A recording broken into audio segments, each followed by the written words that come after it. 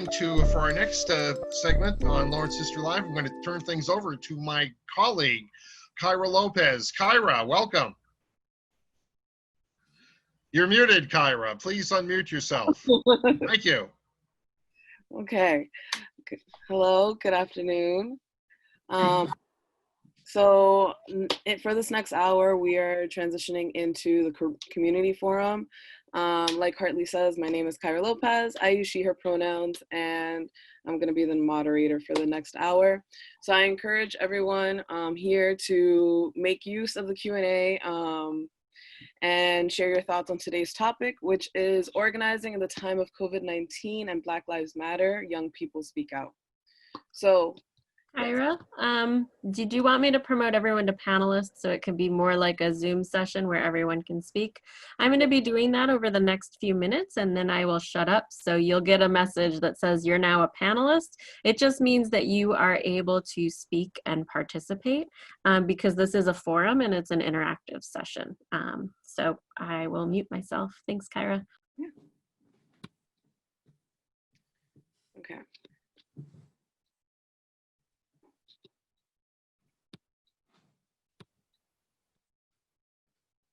Okay, so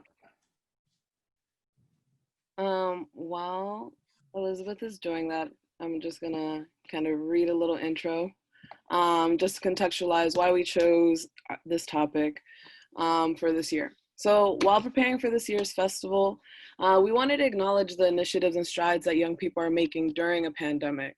Whether online or in person, they're all challenging injustices by demanding accountability from our leaders and even fellow community members. As you may already know, local and national protests have been organized by, a lot of the local and national protests are being organized by younger folks. It's such an interesting time to witness and even be a part of change. So the local and global demonstrations that have occurred in 2020 reveals just how many facets of organizing and activism is proven to have. All over social media and in the news, you encounter youth mobilizing by sharing resources, vocalizing their ideas, and dedicating their efforts to demand justice. Yet one of the backlashes they have often encountered is their dismissal or the efforts as activism. So like even how Gladys mentioned earlier, like some of the younger voices aren't even labeled as activists. Challenging the active and racist status quo naturally draws in various assumptions. Take the June Lawrence Black Lives Matter protest, for example. This protest was organized by young activists in the city known as BLAC, which stands for Black Lawrence Activist Collective, where some saw an opportunity to express their frustrations. Others deemed it as a potential aggressive and violent demonstration. As one of the witnesses and participants of the protest held by BLAC, I witnessed mixed emotions from young people, frustrated at the violence imposed on Black and brown bodies, grateful for the solidarity coming from the community and surrounding towns, as well as disappointed that some community members, business owners, and even leaders doubted their intentions. It was a successful and peaceful protest as originally intended, yet it's a powerful reminder that while fighting for justices, they're also having to prove their legitimacy as organizers. Meanwhile, in more recent news, during Senator Ed Markey's acceptance speech on September 2nd, he credits young supporters for their activism, describing them as an inspiration. As a young educator myself working with adolescents, I noticed the parallel between the definition and who is accredited as an activist today, and young people often get left out of both. My initial question to start off this forum is, at what age are you legitimized as an activist? Based off of the many examples this year alone holds, I think Generation Z certainly deserves a stake in this matter. Since this is a communal lived experience, all of our opinions are welcomed here. My role is just to simply create spaces for our various perspectives. I have a few questions that serve as conversation starters, but I'm excited to see where this leads. And considering the amount of people here, I ask that you share the airtime so that everyone has an opportunity to speak. Let's get started.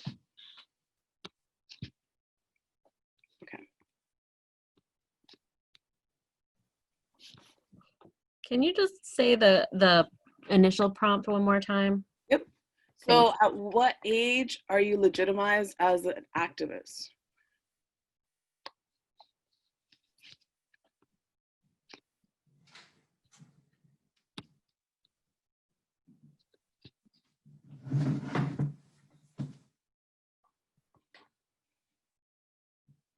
Kyra, can you remind us how to use the Q&A tool?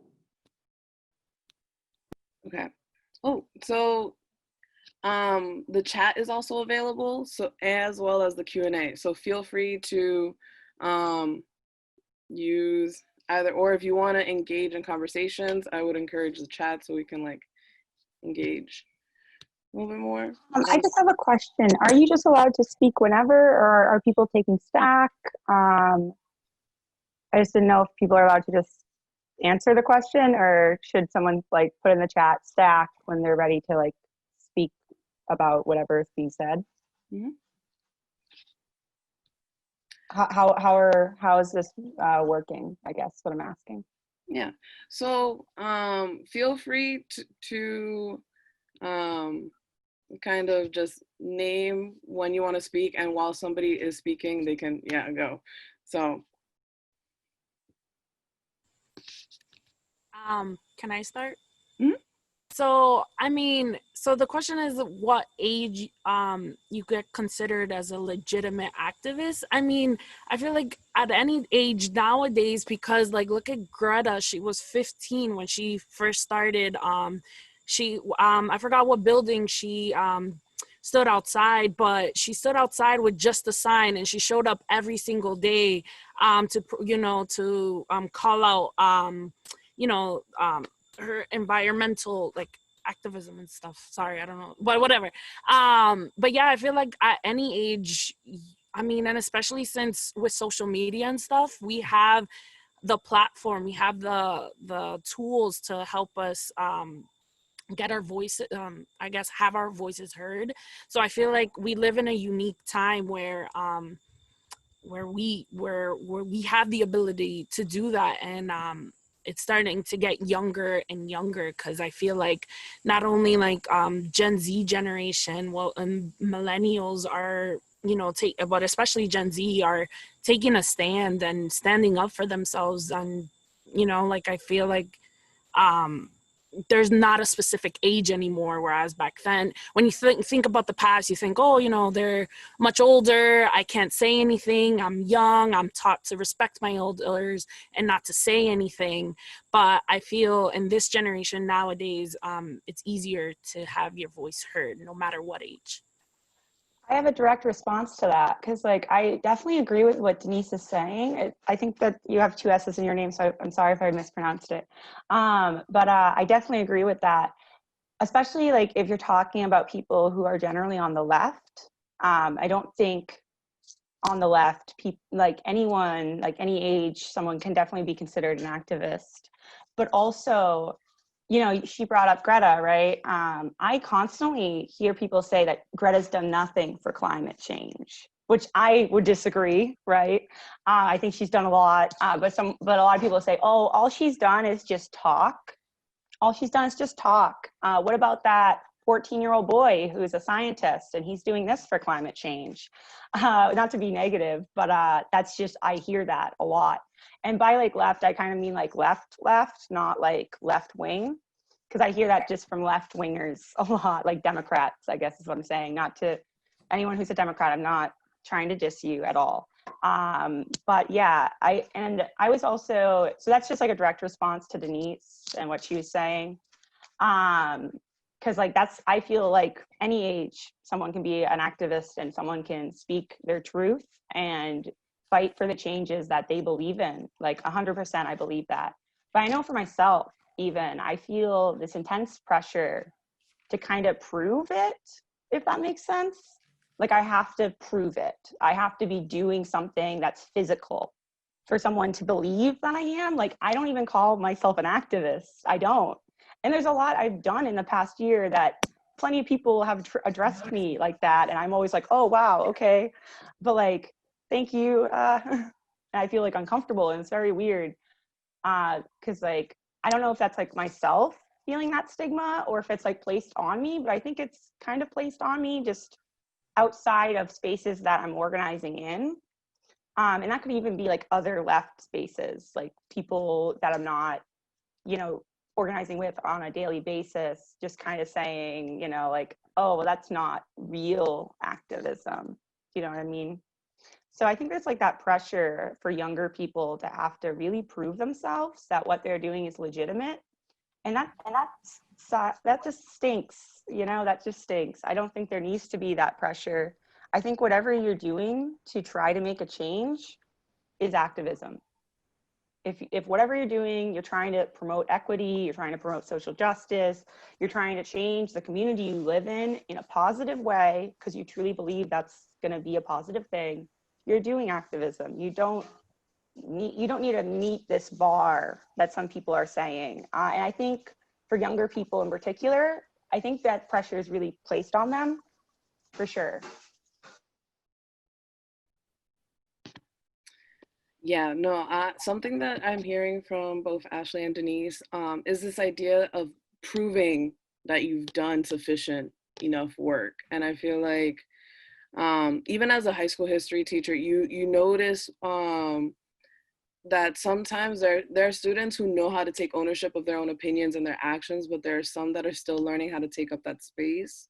And I feel like often it's not really necessarily taught at a younger age or encouraged, and not for all. This is just in certain instances. When I as a teacher, I've noticed that sometimes it's stepping in as a older person to provide that space. And I'm curious at what point do we see the organizers that we know and activists that we know today and that we study today, at what point did they begin to become activists? Did they start by having this passion when they were younger? Did they start by just standing outside? Did it start by conversations? And there was also a comment that there is no age limit. So if there is no age limit, where does that legitimacy piece start coming in? Is it like you have to build like an activist resume? I'm curious to hear some thoughts. Got it? Yeah, I just want to speak real quick so I can go because I know I spoke last time. But yeah, I think so. As an educator who teaches high school students, I see like the difference between being an activist and sort of being disruptive. I think a couple things play into that. The first thing is there's something very academic about being an activist. It's like you have to have like a cause, you have to have your reasoning, you have to be able to articulate it. Because I've seen my students be mad about things and they'll be mad about it and they'll say that they're mad and they'll say it because they're upset, and then people will say like, oh, well, you're just being disruptive, you're emotional. But if they make like an academic argument and they say the exact same thing academically, then they're activists. It's very weird. There's something about academics that legitimizes it. And the other thing I'll say is I think now in a moment where as an educator, we're looking at like anti-racist work and critical theory work and all this stuff. There's something about, I feel like, especially Black and brown kids are not always to be critical. Like when they're critical, they're not rewarded with higher grades, right? Actually, what happens is that they're told that they're not trying enough, that they're being rowdy, that they're not engaging with the work, right? Even if the work is like racist, let's say we're reading a racist text and like, oh, I have a Black kid in my class who doesn't want to read it because it's racist, that kid is going to get in trouble for not wanting to read it. But then if you made the same sort of academic argument of that same text, it's going to be seen as like, oh my God, this is higher level thinking, this is critical thinking, this is what we want you to do. So there's something to be said about when the activism is accepted because it's in an academic form in which folks can say that you've thought it out, versus when you actually are just reacting to something that could harm you. And suddenly, if you can't do that in an articulate way, then you're not an activist, you're actually just causing trouble. And I think that happens to younger folks. I think that happens to folks who don't have the language of the academy. And I think it happens to Black and brown. So many people in on it. Yeah, there's a lot of people talking. So. Yes, Elizabeth. I really like what Gladys just said about like the difference between being an activist and just causing trouble, which Rep. Lewis just passed a few weeks ago, and that was like his, famous thing is like create good trouble. And I think that's totally true from what I see. And I think that it happens in the labor movement specifically, kind of in the form of hazing. Like if you want to be an activist, and I don't know how much this happens in other left spaces, but like you have to have the really tough organizing job where you've gone out and like had the rough turf and everybody sort of treats you like crap and you're working a million hours a week. And then you can sort of like move up the ladder and be taken seriously. And it's just, to me, like the way that sometimes our movements don't respond to the values that we uphold in those movements, and sort of hypocritically expect people to kind of pay their dues. Yeah. I'm also just checking and seeing if throughout the panelists, like if you want to speak, you can also just do a thumbs up and we can like point that out. But kind of following up on what Elizabeth was saying, and also just I'm hearing that we're naming a lot of factors that are preventing that space to feel comfortable and encouraged. Just for me, I'm envisioning my like classroom of sophomores from taking initiative and even identifying as activists, because there's this thing, there's like, I don't know where I got this from, but there is an unmet need that leads to feelings that lead to action. You know, when we think about the way that we kind of interact, and when we're experiencing like, you know, for my students of color, when they're experiencing an unmet need that is not coming from the society that is telling them that they're free, and you're constantly seeing examples of how that's not true, and their reactions and their feelings are frustrated, are angry. How are we like, one of the limits that we have is that this idea of, like Gladys was saying, legitimizing their frustrations and their demands to get their needs met and just their humanity to be preserved, because as humans, like, feel like our reactions are emotional, you know. And I think that providing that space, how do we allow these passionate people, because I mean, some of the fuel and motivation that we see from consistent activists comes from their passion, which stems from whatever feeling that is driving them to do their work. So when we see younger people, I feel like it's often dismissed, like, oh, you don't know how to self-regulate yet, you don't know how to like use that in a sustainable way. And it's I mean, I'm seeing, just based off of who's here and some of the names that I know, like we are, you know, in the youngish area. The ish is the gap that is the spectrum for me. And I do think that at what point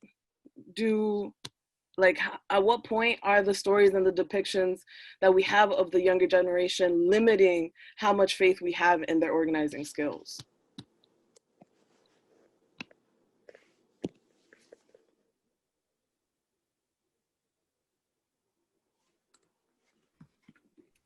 I'll jump in next. I feel like I felt everything you were saying, everything Gladys was saying, everything Denise was saying, and Elizabeth, and even Ashley. I think, you know, for me, when we talk about emotions and activism, we have to talk about fear, because fear is something that definitely limits you, because it takes a certain level of courage to speak truth to power. Because when you're speaking your truth and when you're speaking on what you're passionate about and educated about, the only way to combat that is, you know, people to use, you know, lies to defame you and discredit you and hold you back. And so one of the criticisms I've gotten, I consider myself youngish, but like one of the criticisms I've gotten is, you know, my age. You're too young. Oh, you know, you're so young. You have all this time. Don't worry. You know, you'll do better next time. Keep going, whatever. But there's just, you know, something, you know, behind these emotions, right? Of like not being taken seriously because of your age, the fear, all that kind of limits us. In our activism work, and something that definitely needs to be addressed when working with our youth, right? And helping them to step into their power, because the reality is, you know, they can become a super powerful activist at any age. And none of that should be holding them back, but that's the reality. You know, you either conform and do what you're told to do, or, you know, you break those shackles and you go against the grain. So, you know, when I think of these discussions, I think about, you know, how do we empower our youth in our community to continue to speak truth to power? Oh, sorry, there's a hand up. I'll let the person speak first. I didn't raise my hand.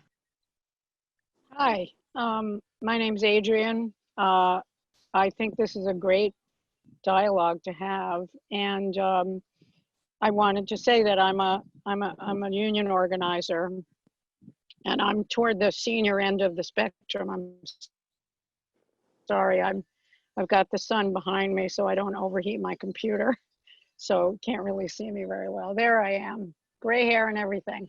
Proud of it. And you know what I want to say is, you know, I applaud you for having this conversation, but I also want to mention the importance that I see as a senior level organizer, and you know, bringing up younger organizers or younger activists in the, you know, the institution where I'm an organizer, you know, developing younger activists, that relationship between, if you will, a mentor and the disciples, or something like that, to use a more spiritual analogy, but that, you know, the younger persons, you know, picking a mentor that, you know, or mentors that, you know, you admire, that you know, you believe in, you know, what they've presented to you, or how they've been organizing, or how they've been, you know, what kind of activists we've been, you know, and really, you know, learning from us, and we learning from you, because this is a different time. Some of the same issues, of course, you know, continuously, because humans being humans, we have, you know, these challenges come up again and again. And to have a more humanistic society, you know, really looking to examples for that. John Lewis, you know, you mentioned, and you know, remembering that you can lead the way going forward to the future. Please and thank you for that. And you know, please ask us for help. Ask us where we've been, what, you know, what's worked, what hasn't worked, you know, and how to have an organization that doesn't chew you up and spit you out is a really also an important aspect of being able to sustain your activism. So anyway, that's what I was drawn to share from what I'm hearing so far, and thank you. I have a direct response to what you were just saying, Adrian. And I just, like, personally, as like a younger organizer, I feel better calling myself an organizer than an activist. Maybe, you know, in a year from now, I'll feel more comfortable. But as like a younger organizer, I personally have found like the guidance from older organizers to be, or more experienced organizers to be, just unbelievably helpful and just like inspiring and just helpful to guide me with what I'm doing. And like, it's also just like most of the like older organizers that I've like spoke with who have helped me like shape what I'm doing and like how I do it, have also just said that, like, you know, seeing so many younger people is inspiring to them, and like really gives them hope for like everything they've been working on in their entire lives is gonna, you know, like it matters. It's like it is having an impact, which is just cool, I think. Just something I wanted to share. I also wanted to just talk about what was said a couple minutes ago about how you know, young people and like emotion, right? And like regulation, right? I kind of feel like a lot of times with younger organizers, they're kind of just told they're being overly emotional, or they're overreacting, or they're not doing something properly. Like it just brings to mind like the defund the police protest that happened in Lowell maybe a month back. That was organized by Lowell Mass Action Collective. They're an amazing group. I'm not really involved with them. I'm really involved with Llama, but they're an amazing, amazing group. I'm so impressed by everything they do. And I'm just like, you guys do such good work. Wow, wow, wow. But you know, like just the Lowell Sun article about it, you know, it's just like, come on, they're not overreacting, they're not being unreasonable. Like what they are demanding is so needed, is not unreasonable at all. I just had to share that just because when emotion and dysregulation and stuff like that was mentioned, that just brought that to mind. And you don't know, oh, Mass Action Collective, check them out, support them. They have a mutual aid fund. They're doing. Yeah, no, thank you. That actually reminds me of a question, but I just want to double check. I'm also making the assumption if like your mic's not muted, that you kind of want to say something. So correct me if I'm wrong. But yeah, any other ideas, opinions? What Ashley and Adrian were discussing kind of leads me to my next question, but I want to make sure I'm giving ample space for people. I think Ruth has her hand up. Mm-hmm.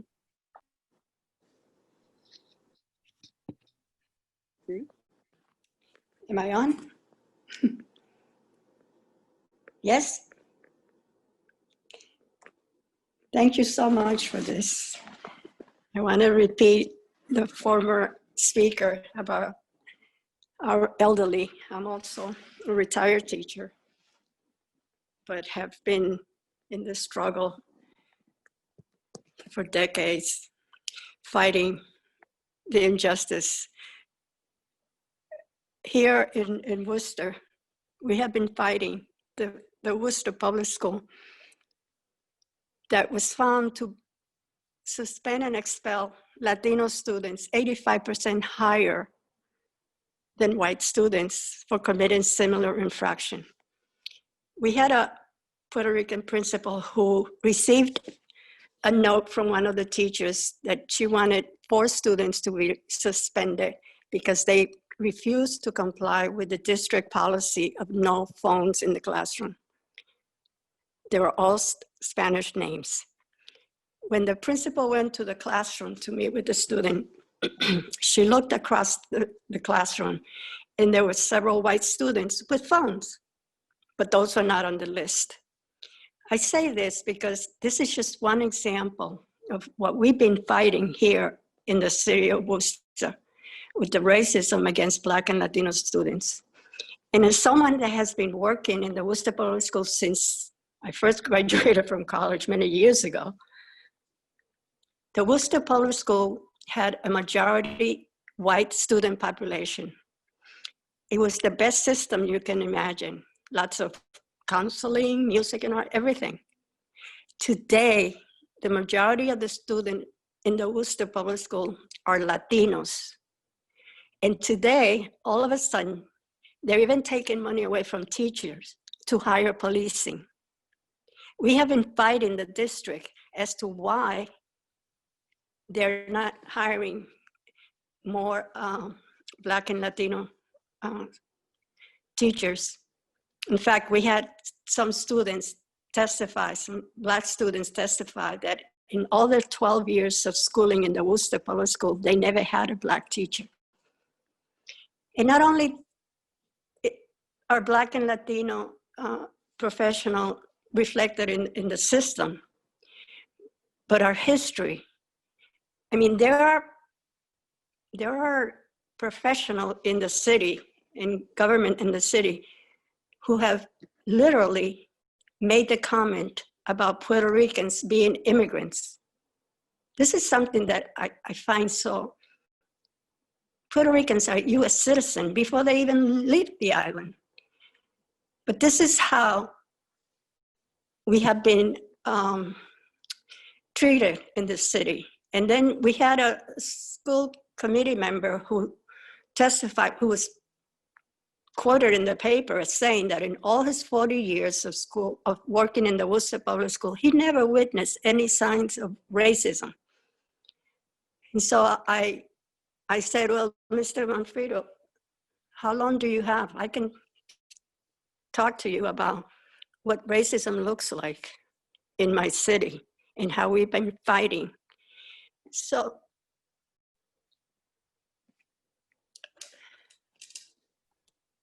I just want to end by saying this, and I'm just sharing this with you all.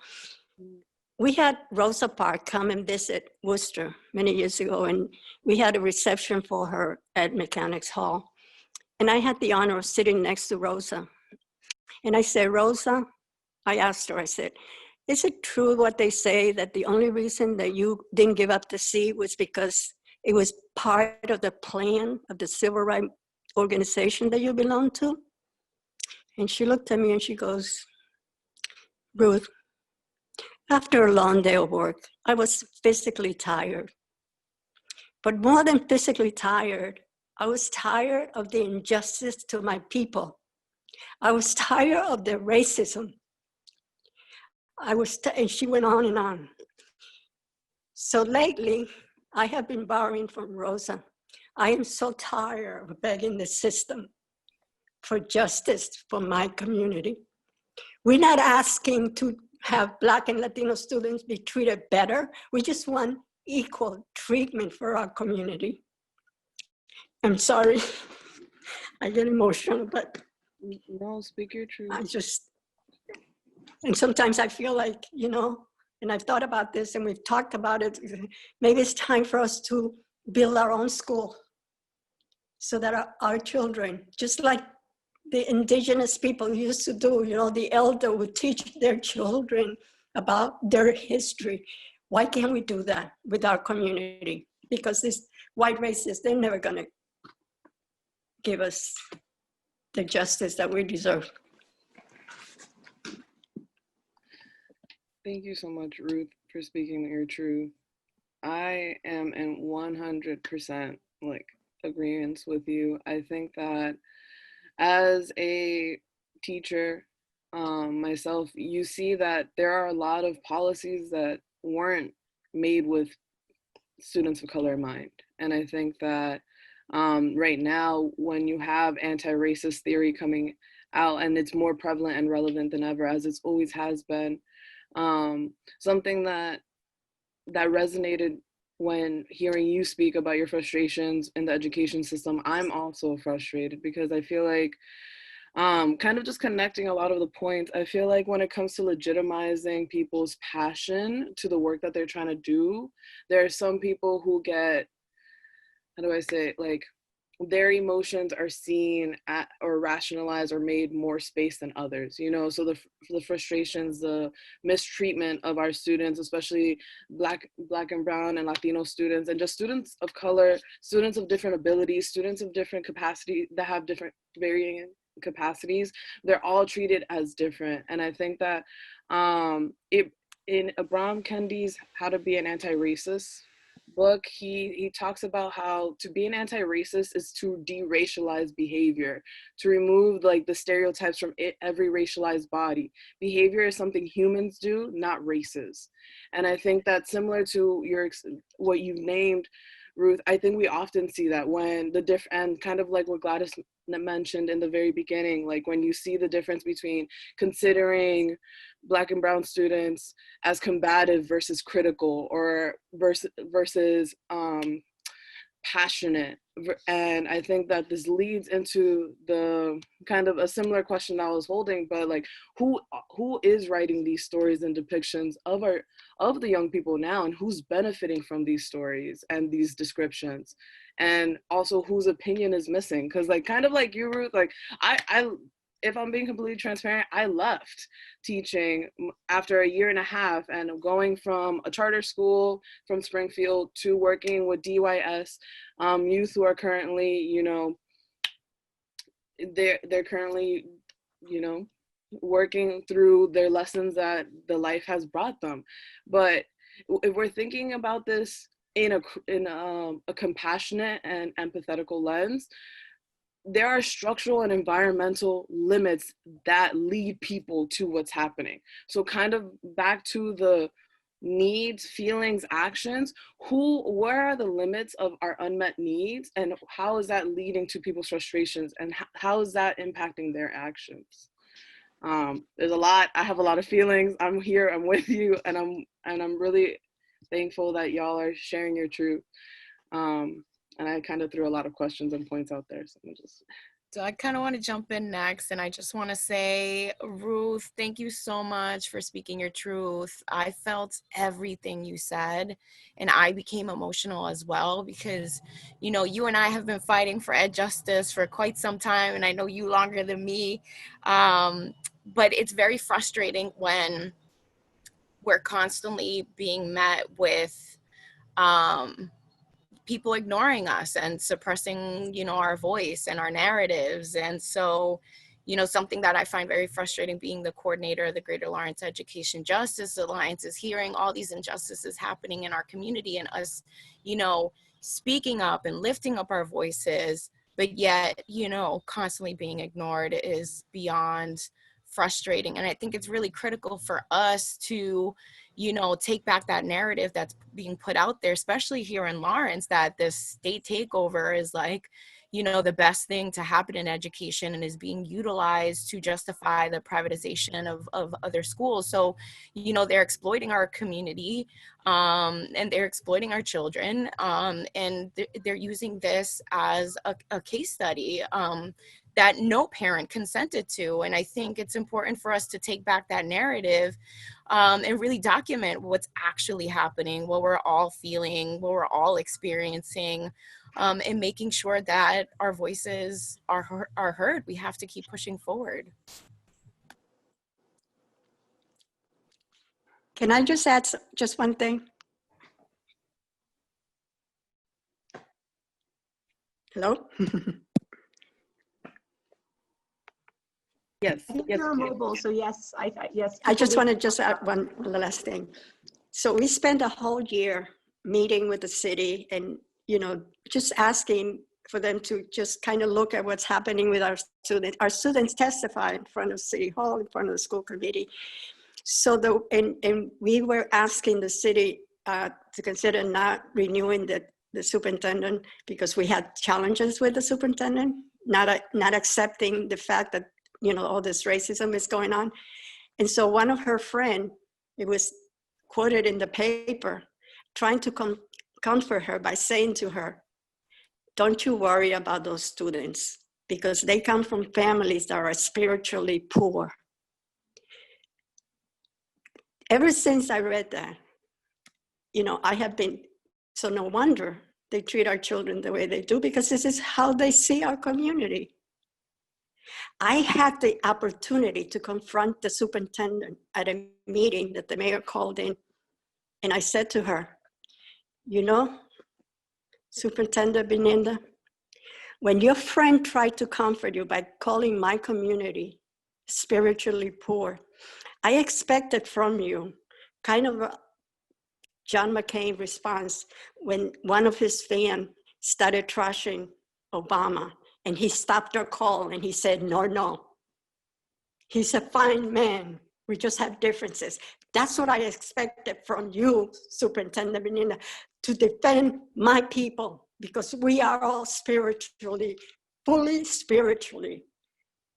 And for you to accept your friend trying to comfort you by telling you that my community is spiritually poor, I can never have any respect for you.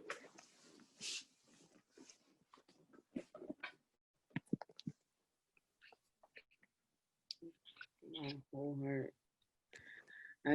I just need a moment, like, because unfortunately this is not normal, but it's normalized. You know, that these feelings and these sentiments and these associations to people's lived experiences. And I think that there's a lot of this. I don't know if it's because of the capitalism. I don't know if it's because of the anti-racist the racist policies, but there's this assumption that, like, if you wake up one day and you want to get better, you can do it. And nobody talks about how accessible that idea and that wish and that hope actually is. Nobody talks about how much space and privilege that even that idea that you can wake up and become better or feel better and have access to be you know, now that self-care is now the mainstream thing, now that how much space and capacity and privilege it is to actually have a self-care journey, actually have a safe feeling. And I feel like as somebody who went to Smith College, when I grew up and went to Lawrence Public Schools all of my life, nobody really talks about how much of a privilege it is to have your own room and your own space. And it's funny because I remember one of like the readings that I had to do was A Room of One's Own by Virginia Woolf. And it's like this idea of having your own space to like create, but it's like for us, for like people of color who are not only having their own intersectional identities that limit them, there's not a lot of room when I walk into a room that I have space that I can call my own. And I think that you see that with a lot of frustrations, and you see that pushback when you ask your leaders, who are a lot of our leaders who are community members who kind of count on us to get them empowered, but we see no change. And we don't see how the community care is coming into place, when we don't see harm reduction practices for our houseless folks and our houseless community members, when we don't see these harm reduction practices of how to make sure that every family has sustainable and consistent meals. Where is the community care? Where is the community part of the community? And I think that all of this, it is so deeply embedded in the way that we're taught to kind of isolate our pain instead of kind of come together and realize that these are structural and environmental problems that need to be addressed. So, I mean, that's kind of leading me into one of the questions that I had for everyone here, because we are a part of the community. So what does it take to make community care possible? You know, we're starting about young people speaking out, but we're talking about every voice, because in one way or another, we are sharing the resources that we are being given, you know. So what does community care, what does it take to make community care possible, and what might that look like?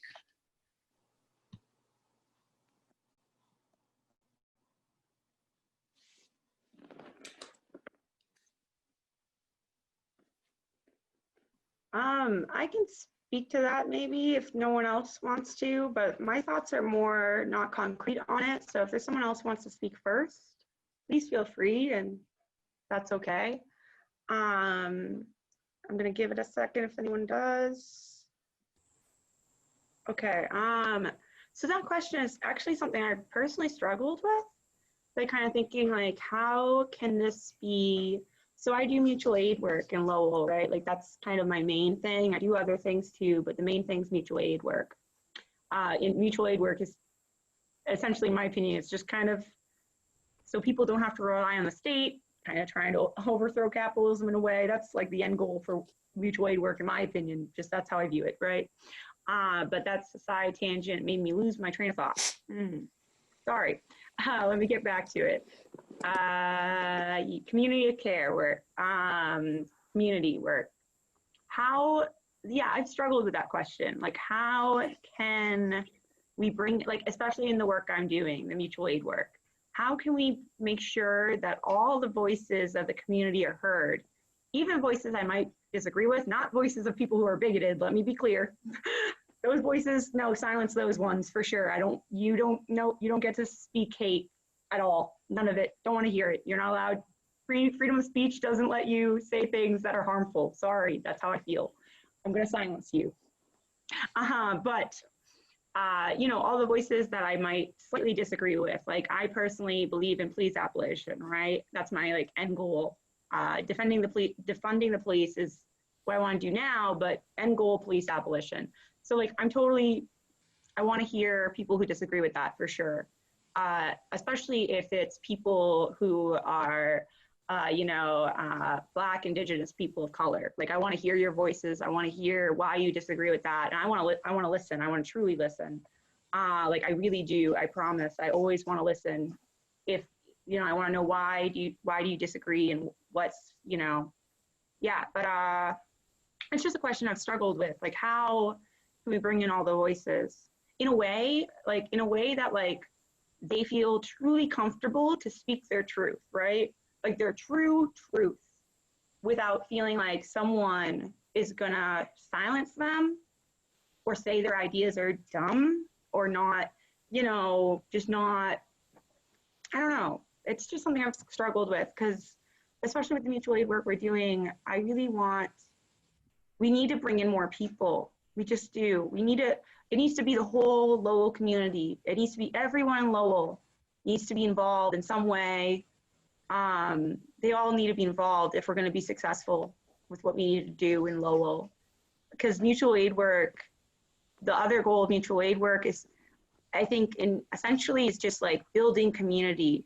It really is building community, building connections, and everyone's going to need to be involved. And right now we've been doing it for months, right? And not everyone's involved yet. I know it's going to take time, but we really need to get everyone involved because the eviction moratorium is expiring. I'm pretty sure it got extended to December is what I heard. I haven't been doing mutual aid work or anything but self-care for the past week because that's what I need to do.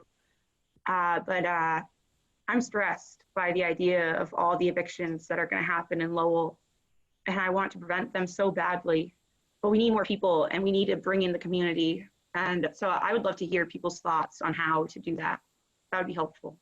Sorry if that was a little long to just say, I don't know the answer is the answer, I guess. Denise? No, yeah, like I understand you completely, Ashley, because it's not easy. This is such a huge problem that I think it's gonna take steps to get there. But for me, I think personally, the first step to get there is education. Like there is such a, what's the word? Like I feel like everybody needs to get on the same page, and everybody needs to understand how we got to where we are today. I feel that it's important to learn everything about American history, not just the good, because it makes us seem like, oh, America's the greatest place ever and we've done no wrong, when in reality, we have done wrong, and that's okay because you need to learn from your mistakes, So I think it's important to learn how we got to where we are today and to be okay with accepting that. And so we can learn what steps we could take from there. I think it's also important having these open conversations.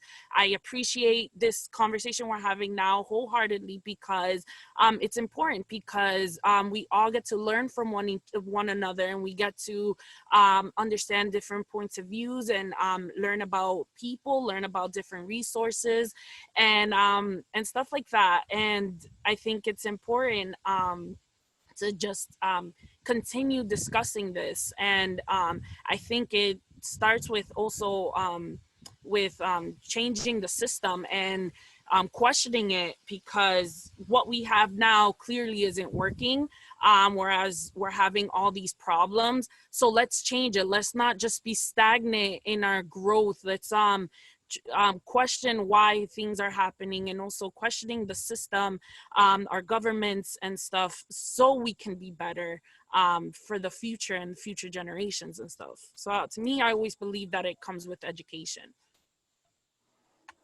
Yeah. Kimberly? Hi, my name's Kimberly. I live in Lawrence. I grew up in the Merrimack Valley. And Denise, what you just said about learning our history as Americans, I think is really important. But I've been thinking a lot since the racial justice movement has come to Lawrence, or like has been more loud in Lawrence over the last, since June, about our history in the Valley, and how there's a lot of things that we're not taught and we just don't talk about. It's like, I don't know if it's just that it's not acceptable to talk about, or it's just not institutional knowledge that's being passed down about racial inequities and racial tension between Lawrence and surrounding communities, Lowell and surrounding communities, and things like that. Yeah, absolutely. I think that that's something that I'm trying to learn from elders in my family, but I would like to hear more from elders in the community as well, especially people who grew up in Lawrence, especially people of color who grew up in Lawrence, because there's a lot of stuff that happened before I was born that having that context, I think, would really help us to take care of one another now and in the future. Also, sorry, one more thing is during the gas fires, there was a lot of talk about helping all of the communities affected.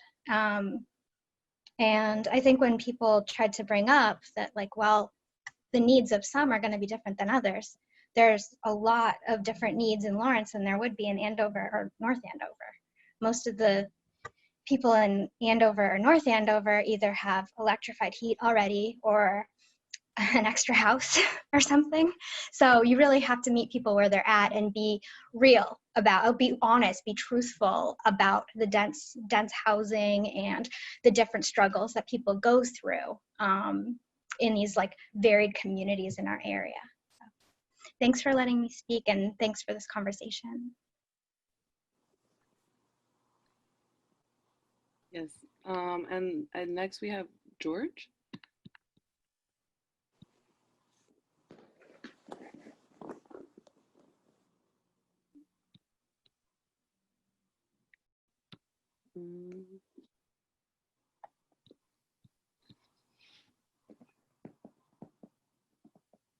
George, if you would like to unmute yourself and you can speak.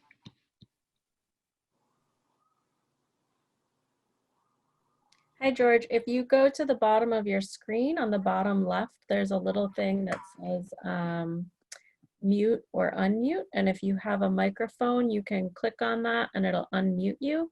If you don't have a microphone, you can type in the chat and we can read it aloud.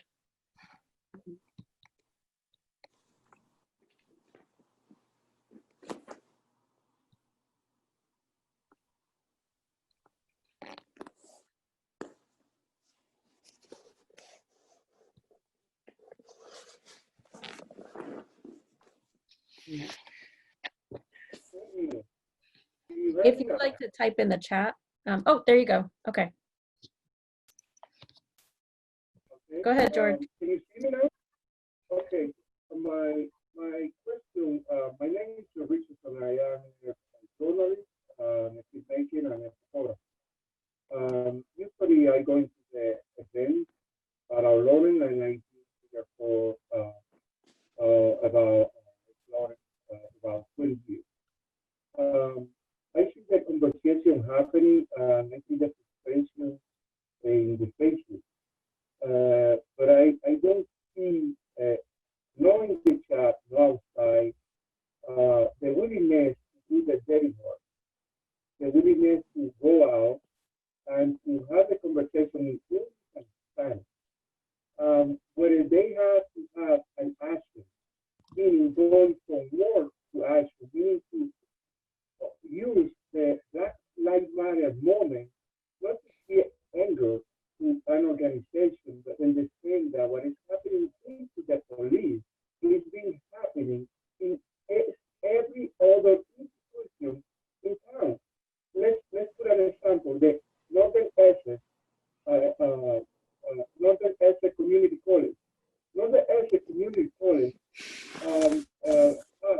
a board of directors, all white. The Association of Teachers in Lawrence, the Association of Teachers in Lawrence, 90% of the teachers in Lawrence live outside of Lawrence. You see the picture on Facebook, and it's all white. So how can we talk about representation? How can we talk about changes if those things are happening from us and we just happy to complain and to come to school or Facebook to say we don't like it? This is the question.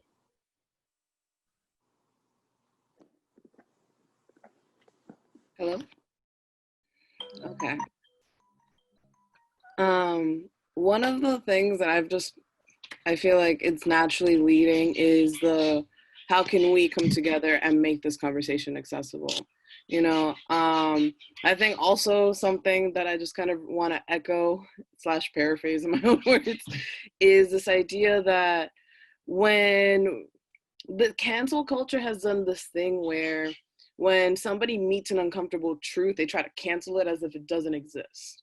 And I feel like in order to like truly have a holistic like adjustment to harmful practices and harmful policies that are limiting the opportunities for one more than the other, we have to start challenging cancel culture with compassion, because unfortunately we have now lived in this very comfortable way that somebody can live their life in their own opinions and their own understanding of the way that the world works without realizing that that is on top of the limitations of another.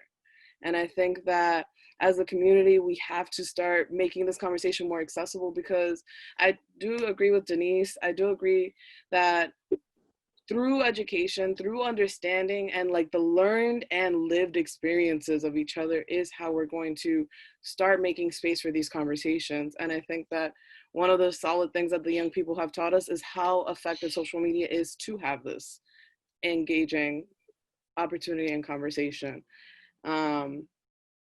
And we have about 5 minutes left of this incredible conversation. Oh, I have feelings. And I feel because we're gonna start transferring back. So I'm just gonna reiterate what Elizabeth just wrote in the chat.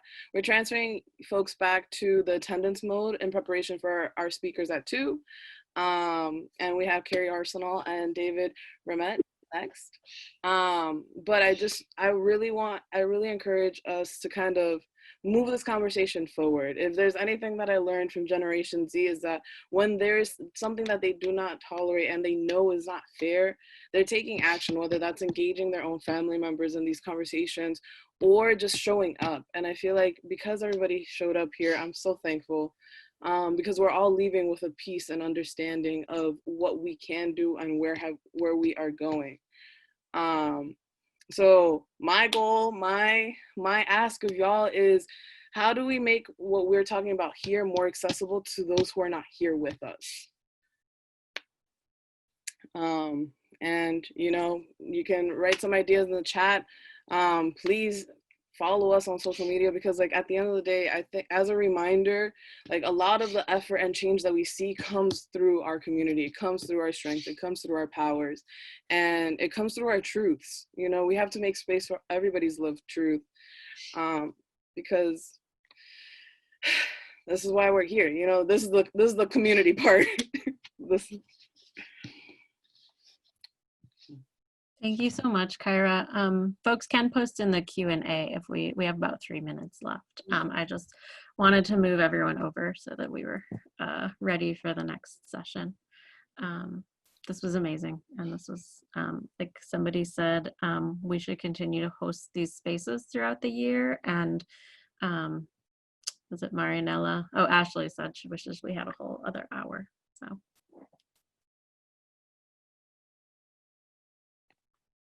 My whole heart. Be sure to hydrate, friends.